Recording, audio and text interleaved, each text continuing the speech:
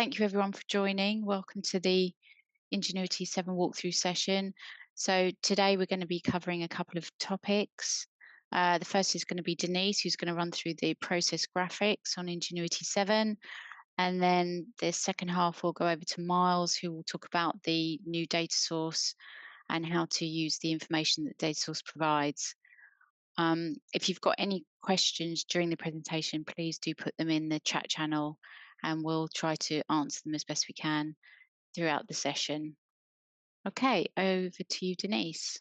Yes, so today we're just going to give a quick, or I'm going to give just a quick introduction to the graphics and lines menu that we have now. Right now, I'm in my workspace, so I'm going to quickly just add a new scale dashboard. The scale dashboards are ideal for these graphics or when you want to overlay images and elements in front of each other. The difference between this dashboard and a regular one is that this one will adjust all the elements within the dashboard to the window size that you have. So if I make this full size or I change the size of the window, it will change all the elements and keep them in the same place. I can explain it a bit more probably once that we are starting with the graphics per se. Okay, so this is the menu that we've already seen and known and played with, which is the widget menu. And here we have all different elements that we can just drag and drop into the dashboard. Next, the new menus would be the graphics and the lines menu. Under graphics, we can see and select from a different variety of SVGs or graphics and include them in our dashboards and mix and match with the widgets and the lines as well. Now we're going to make an example of a simple separation or separator. So under bezels, we have, for example, this one. And we just drag and drop it and we can adjust the size as we wish to. The graphics, all the graphics work as indicators. So we can actually attach a tag or a fixed value or a calculations to each of these graphics. This is made with the intention that, for example, if we have a bulb, such as any of these, and we wish to display if it's open or closed, etc., we can do so with this sort of indicator and attach, for example, a tag here and add static or data source criteria to indicate if it is one, it's going to be green, for example, or if it's zero, it's going to be red, or if it's equal, for example, to zero, I want it to pulse, and then we see the indicator change according to the criteria that we have added. We can add multiple criterias, and we can also mix between data source static criteria or data source criteria. Data source criteria would be when we want to, for example, add a criteria that is related to another tag or a calculation between other tags. Uh, we're not gonna go too much into detail on that, but it is also an option that we have. So now let's wait. Sorry. So here we have our separator, and let's add some valves, but not those.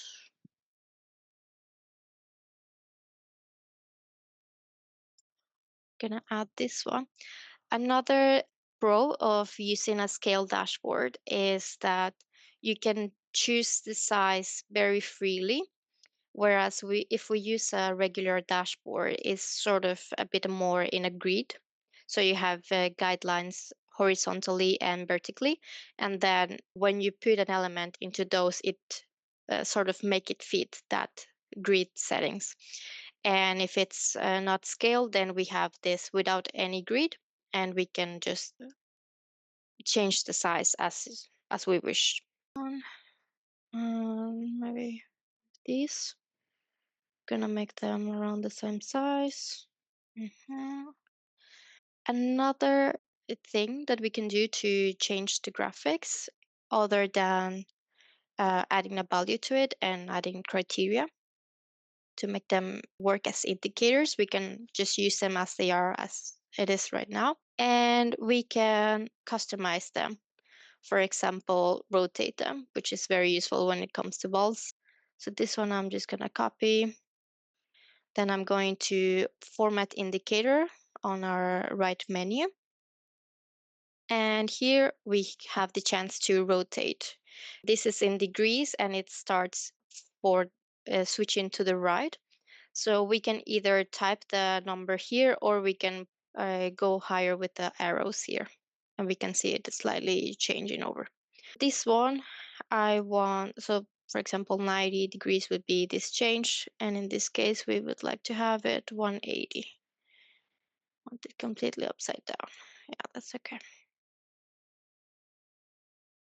Mhm. Now let's go to the lines menu. While we are in the lines menu, we can just select, click, and then start making our own lines into our drawing, such as this. And if we hold a shift while we click on them, we can make these little joints, and then we can, make this sharp corners with our lines. And what I like to do is draw the line and make the corners that I need, and then decide if, for example, I wanted to have it as it is right now, or if I want to have it as an arrow.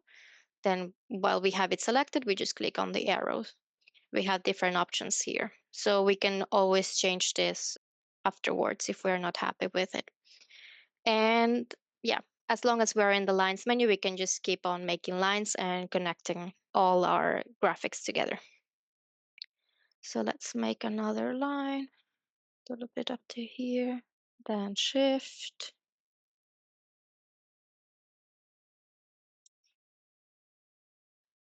Oop, there we go. This one I will make into lines. Or I can make it in one.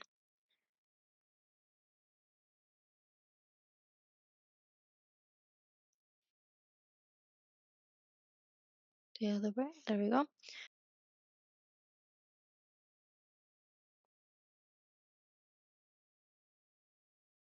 This these lines or graphics, if we ever made a change in them and we wish to undo the change, we always have the undo button here to go one by one, sort of undoing what we made.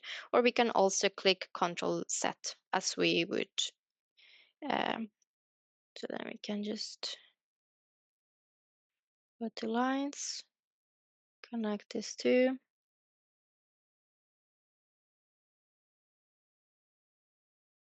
select and move.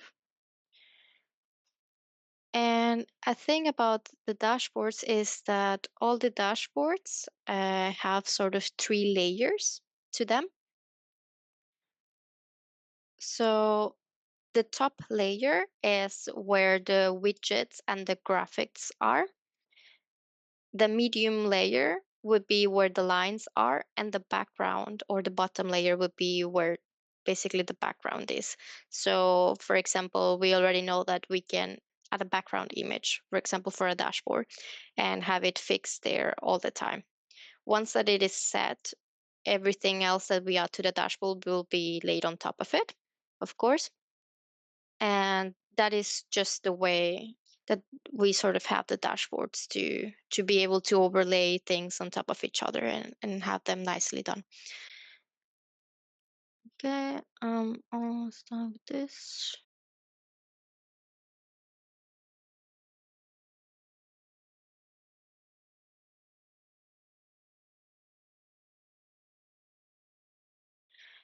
Okay, so this is our basic the process. So now to the fun part, which is to overlay the widgets on top of it. So one of the first things that we can do is, for example, add a text on top to sort of show that this is our or separator V001 or whichever name we wish to name it. I personally prefer it when the text is centered, so we can have that, and we can also change the size of the text. I think that's fine. An additional thing is that we can use this as a hyperlink to other workspaces within Ingenuity 7, or we can link it to just an external URL.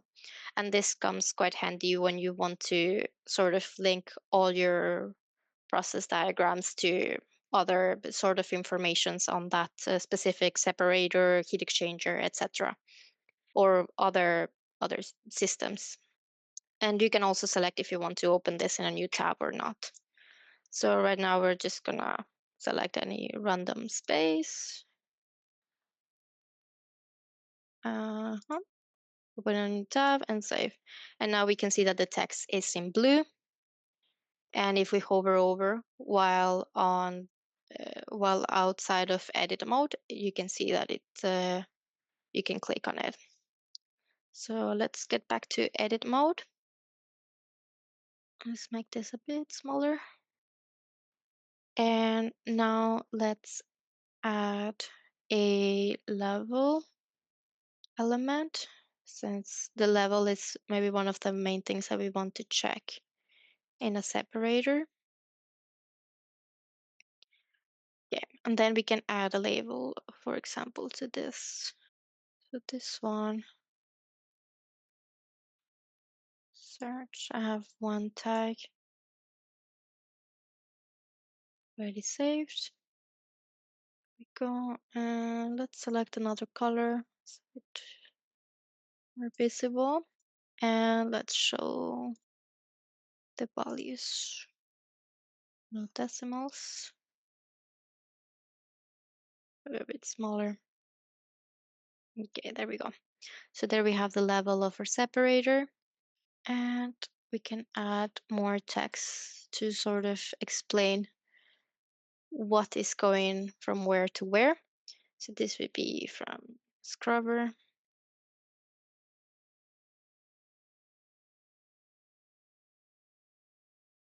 This would be from water pump.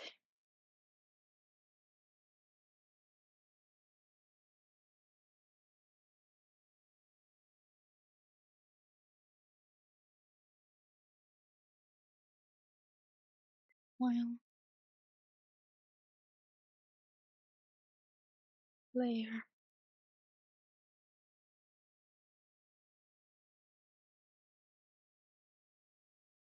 to compressor. Okay. Another thing that might be useful to have in this sort of drawings would be a spark line. And here we can see some of the widgets have this little three dot button next to the main button of the widget. So if we click on it, we can see the different templates that we have for this widget in case you don't want to start from scratch. And here you can see some of the many ways that you can customize them. So for example, if I like this, I just drag to the grid, and then I can just continue customizing this as one prefers. For example, I hit the x-axis, then I'm just gonna change this. Okay. We can of course also change the color, add more text to this. For example, in this case, if we want to display the amount that went to the flare, we can also show it in a number.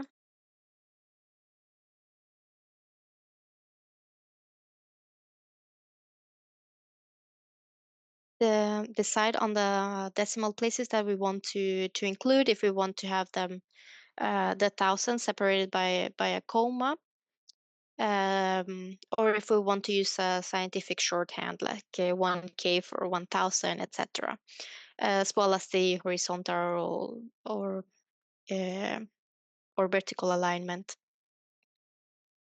as well as the color. So let's just change something bit more similar. There we go. And we can also format units if we wish to. Another thing that would be nice to know in a separator would be, for example, maybe temperature. So we're just gonna add on gosh here.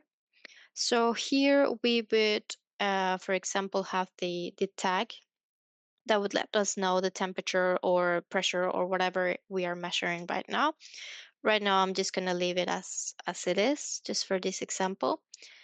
And then we have the threshold values and the min and the max values. So under the threshold values, we have, in this case, it's not separated per different color. So let's separate it just so that you can see. Example, in this case, now it is half of it is green, half of it is red. We can add another one. So this one, the first one would be, let's say, 33. Then the second part would be also 33 because we're gonna go from 0 to around 100. 33. So the middle part we would like it to be yellow, and the last part we would like it to be red. hmm Then we can format the ticks. Since this one, we can of course change the size to whatever we wish, but if we wish to have it smaller, then maybe we wish to have less ticks so that it doesn't take as much space. Or we can decide to not show them at all. It's whatever we prefer. We can also choose the decimal places, and under value, we can decide if we want to display the value or not, which is we want to display it in this case. And we can change the size of this number, for example, so it fits better with our process. Let's just put it here for now. We can add a line. The lines you can also just drag and drop from the menu if you prefer, or you can just draw on them while you're on the line menu. Okay.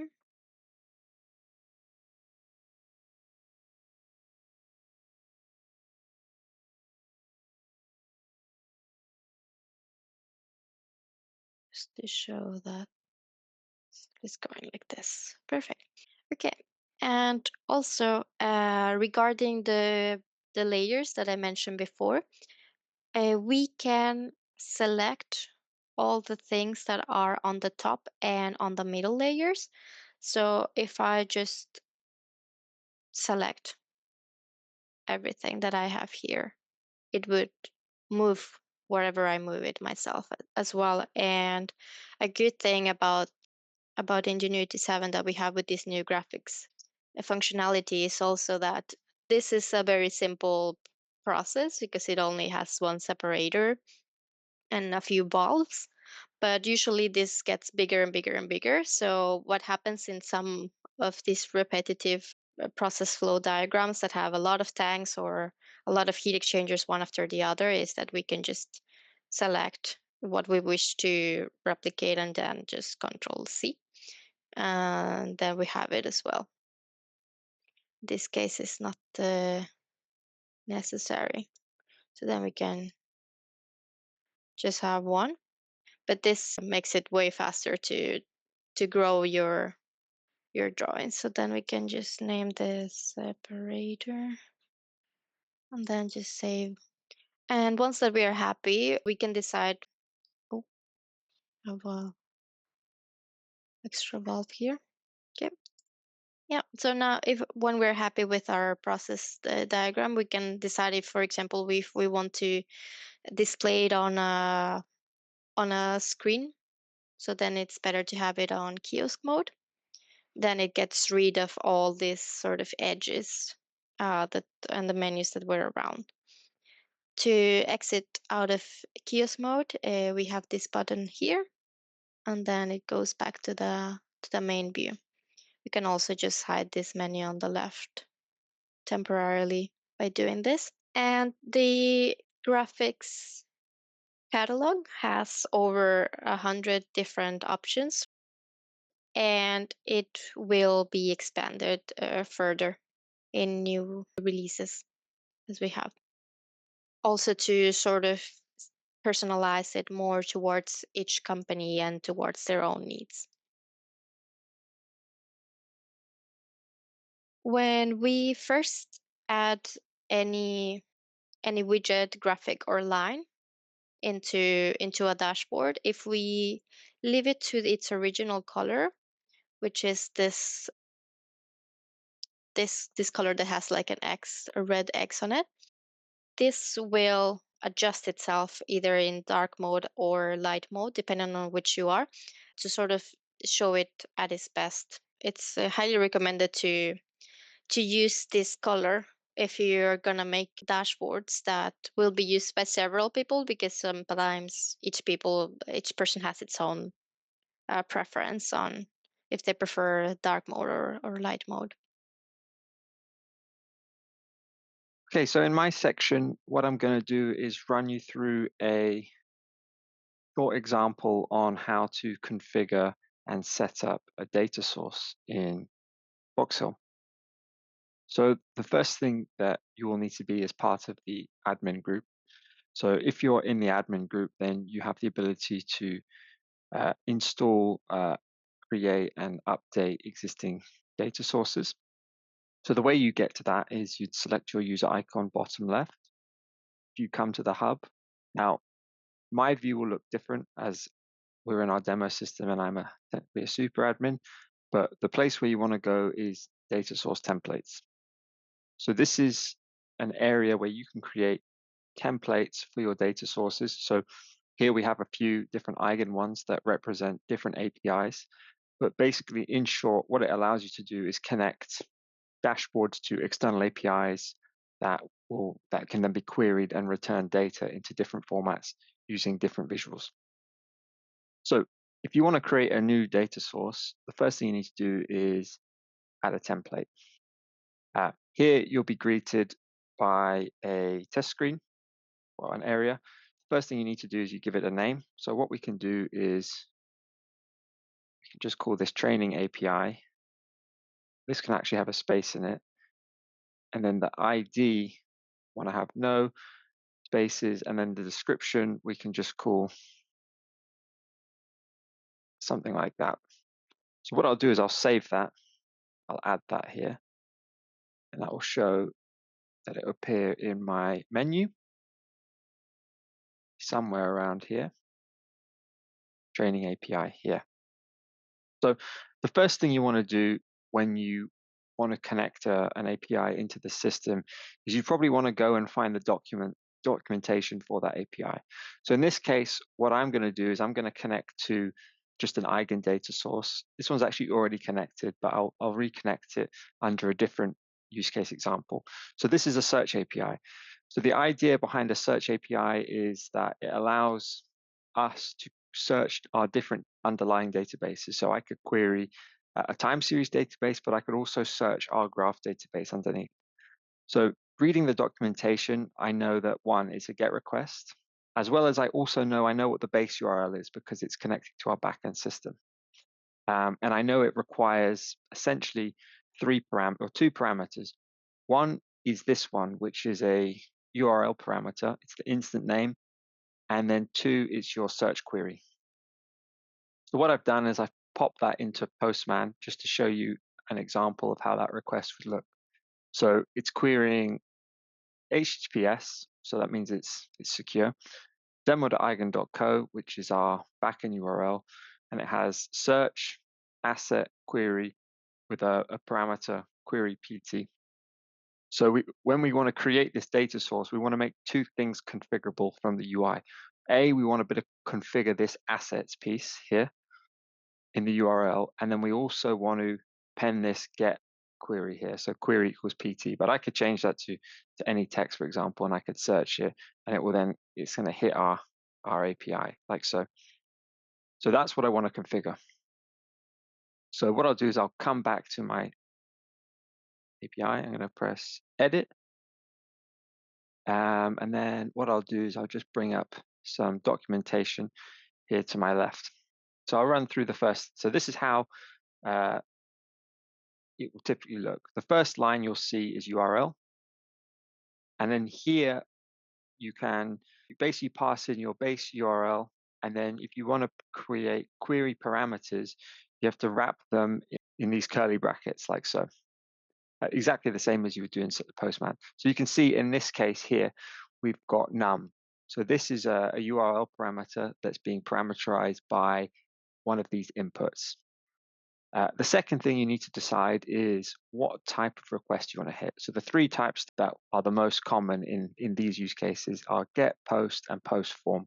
Most of the time when you're querying external APIs, because you're just retrieving information, you're going to be using get requests. There's the odd time where we might you might do a post request, but in that instance, you need to send typically a JSON payload. So those are typically a little bit more complex. So in this example, I'm going to stick to get requests. So that'd be the first thing you'd come and configure. So if I start doing that straight away, what I will do is I'll put my base URL up here. So we remember that.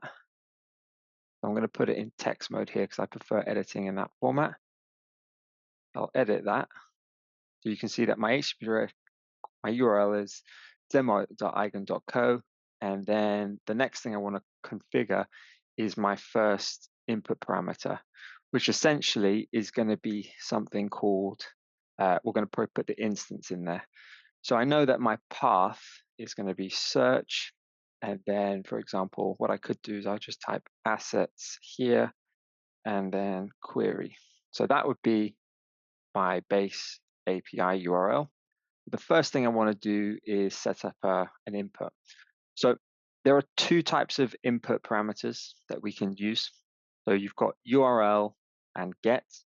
So the URL essentially represents dynamic path parameters. So you can adjust things separated by your forward slashes in your API. Typically, it's kind of like diving into a different folder, essentially.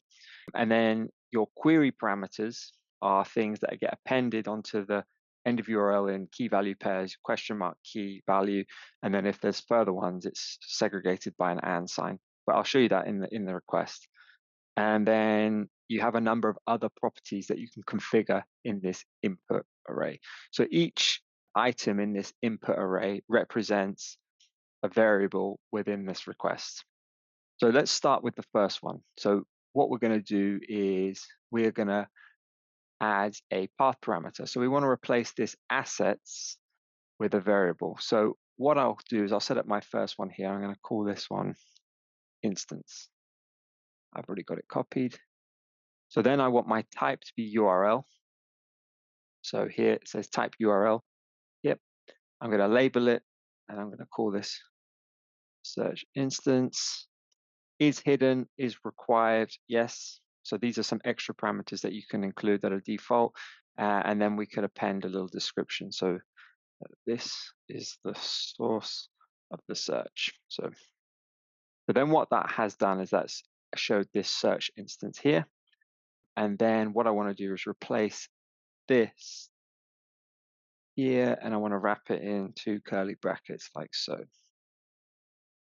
like that.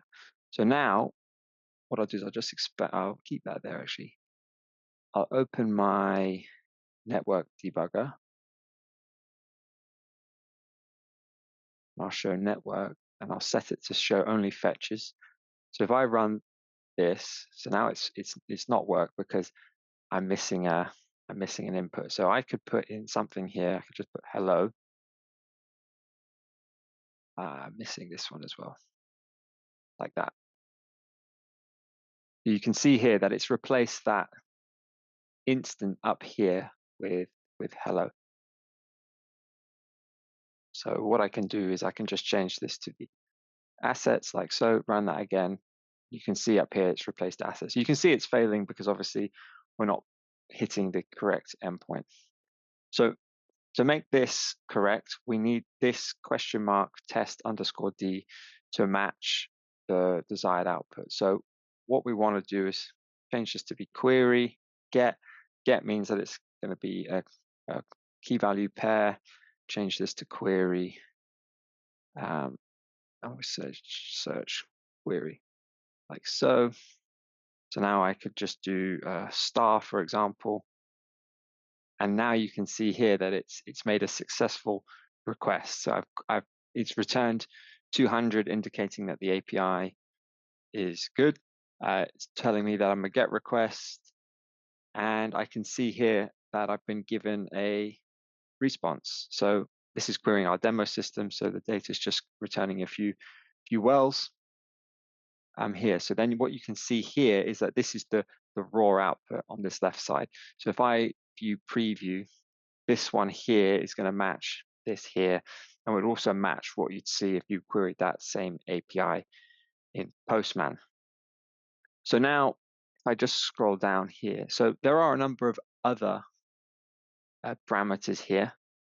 So there are a few others, so you can provide the standard ones in API configuration. So like default value that is hidden is quite interesting, because what that would do is when you come to use this on a dashboard, it would mean that users don't need to input this. They would just use what the default is.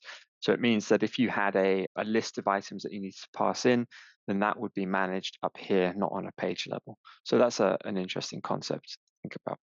So the next thing you need to look at is what do I want to do with it? So what I could do is, if I wanted to, is I could append more to this API. So if I wanted to, I could just copy this,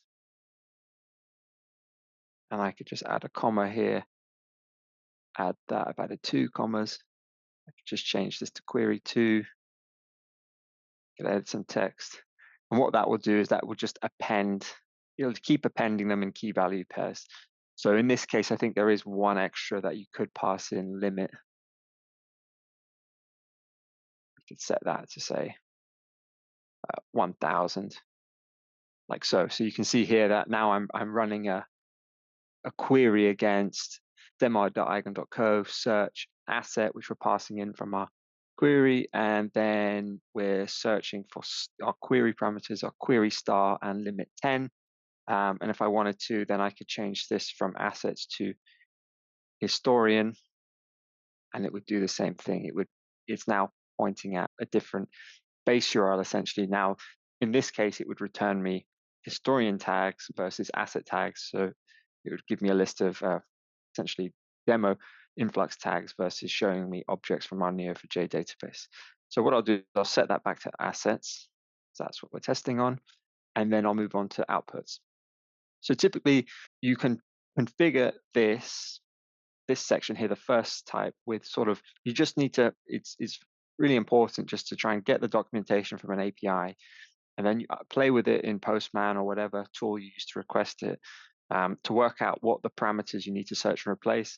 There might be times where actually I don't want any inputs, so I could completely hard code it up in the URL.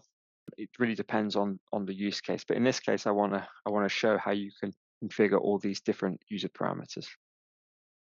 So the next thing is output paths. So what you can see here is when you create a data source, it populates this with a dummy set of parameters essentially. And so here you can map out paths.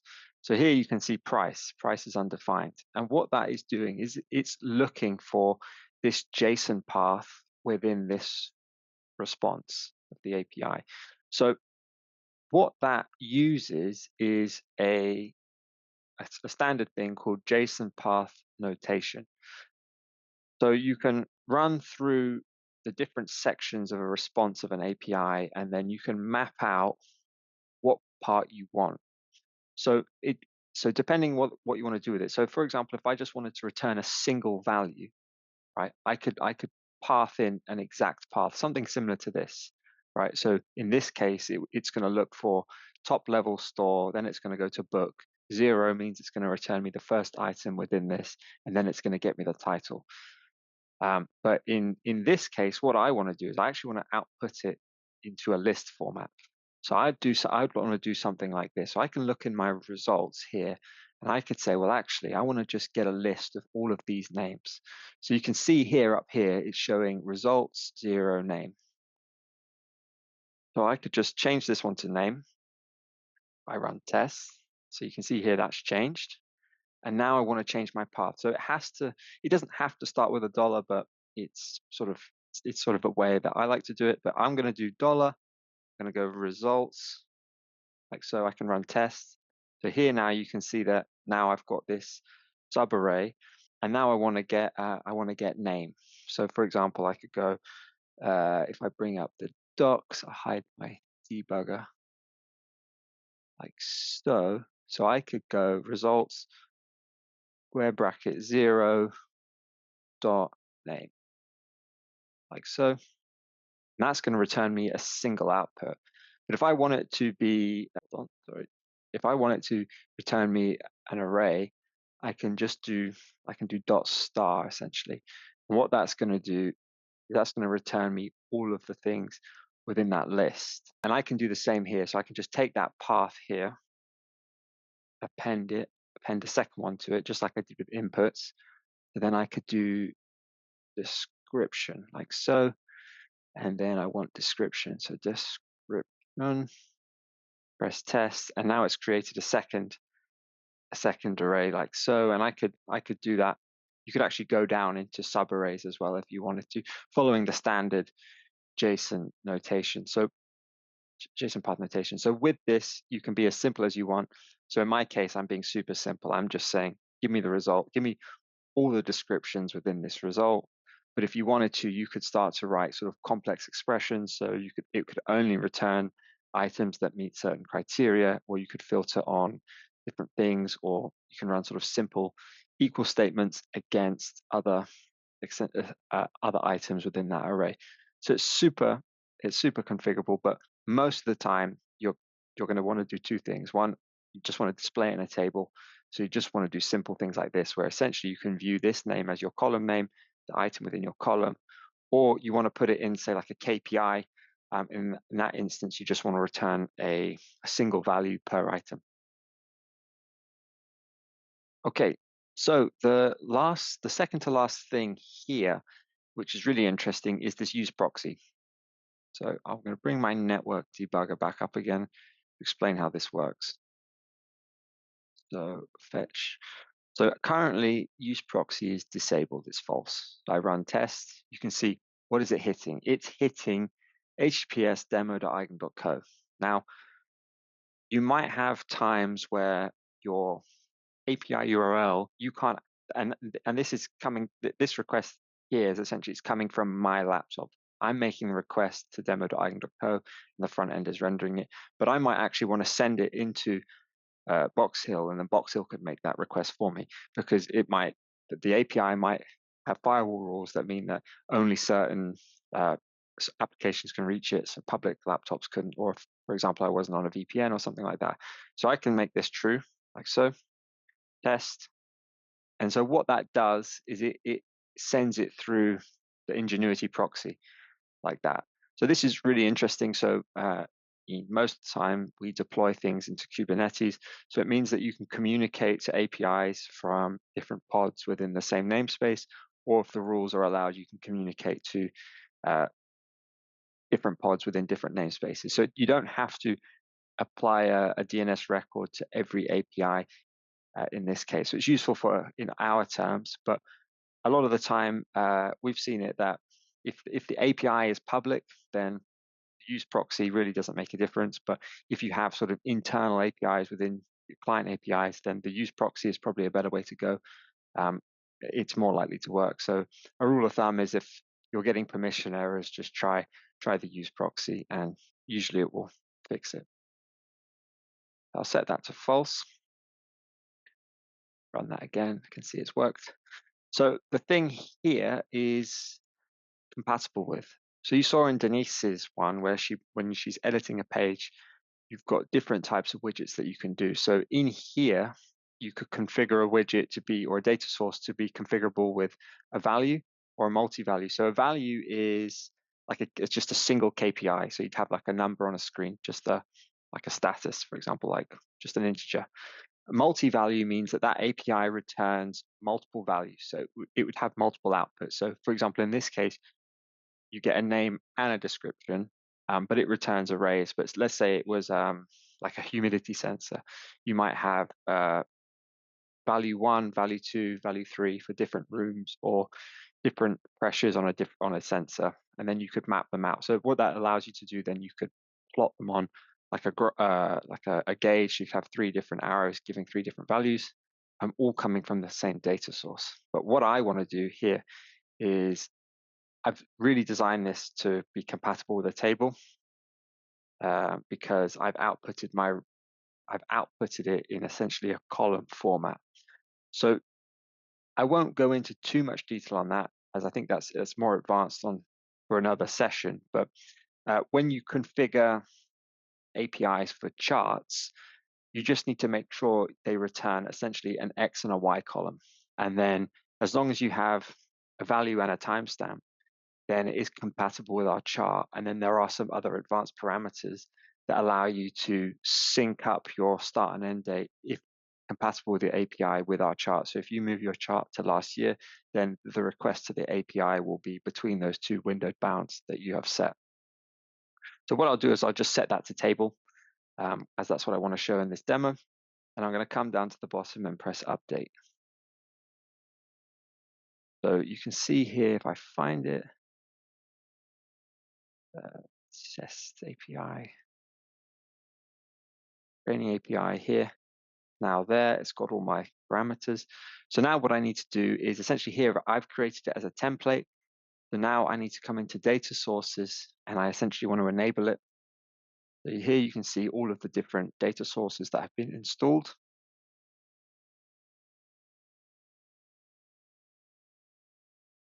Training API. So, and then here you can see all the widgets that it's compatible with. So what's interesting is that you can install multiple instances of that data source. So if you had some of those parameters you can set as configurable. So as I press details here, I've not filled them in, but you get all the different details.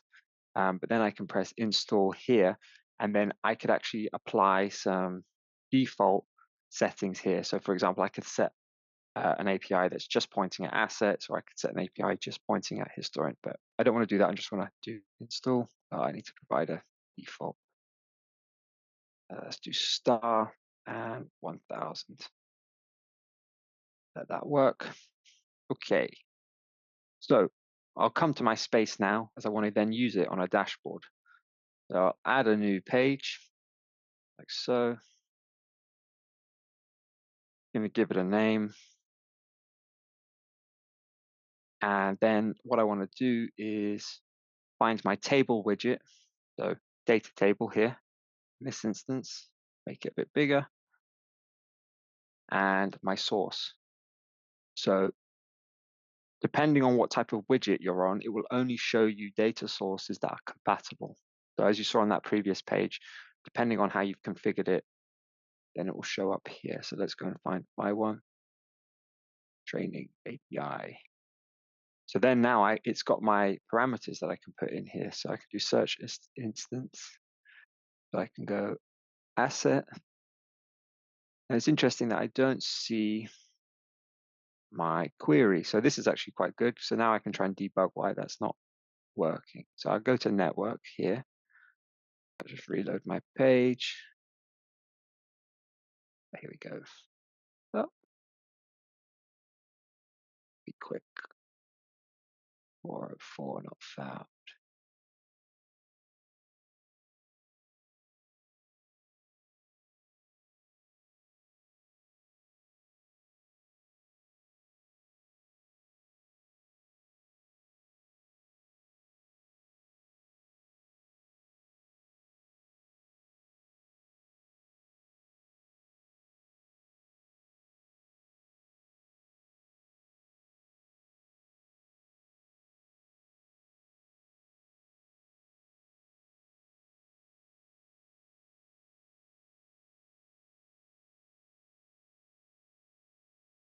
Okay, now that should be working. So now I want to append my columns. So I think we had name. So this is now where it gets interesting, in that here it's going to show me all of my different outputs. So in this case, it's quite simple, name and description. But in other cases where we've sort of done like an earthquake tracker, we might have 9 different outputs. And then certain outputs might relate to different tables on a dashboard. So it's very nice and easy to configure. So I'll do name here, and I'll add 1 extra column here, and I'll do description. And then here I could configure it to look and feel how I want using all the different table config. And I'll save it. And I'll just jump into the network tab just to show how the network request is being run. I just refresh my page here. So here, I configured it to hit assets and then my query parameter of star. So as a classic mistake, assets here. On some of our instances, it's asset versus assets, depending on how we've configured our backend API. But yeah, so now that's completely configurable. So I can use that same data source. Actually, if I just copy this down, I can then come into edit, bring him, go source, and I can change this to historian, and I could do star PT. In theory, that would return me any PT tags that I've got configured, or I could change this to be demo, like so. And you can actually see it's updating dynamically across. So I can use the same data source here to query 2 different types of database. One's actually coming from Influx, and the other's coming from Neo4j. So it's super configurable. And yeah, so in summary, the key to setting up a data source is, I'd say, I've configured many of them at this time. The first thing to do is just try and get a hold of some documentation of that API, understand what its input parameters are, and then how you want to configure them. So in this case here, I knew I wanted to configure one of essentially the URL parameters, and I wanted a certain amount of get parameters at the end, and I wanted those to be configured a certain way. And I knew that I wanted my output as a table, meaning that I want my response formatted in essentially with the star format, so it's returning me a list of objects from a search. Now, if I were doing a trend, I'd want to make sure that was X and Y. If I was doing a single KPI, I would just want it to return a single integer so that then I could display that on a gauge or a dial. But yeah, any questions? Miles, that Postman you mentioned, is that a free thing? Can you talk about it? Yeah, Postman's completely free. It's basically a web tool or a desktop tool that you can just query. You can make network requests. So it's quite useful when you're exploring an API for the first time. So if you already know how the API works, and you already know its input parameters, and you already know it's up and running, then you probably don't need to go through Postman. You could just configure something directly in Ingenuity.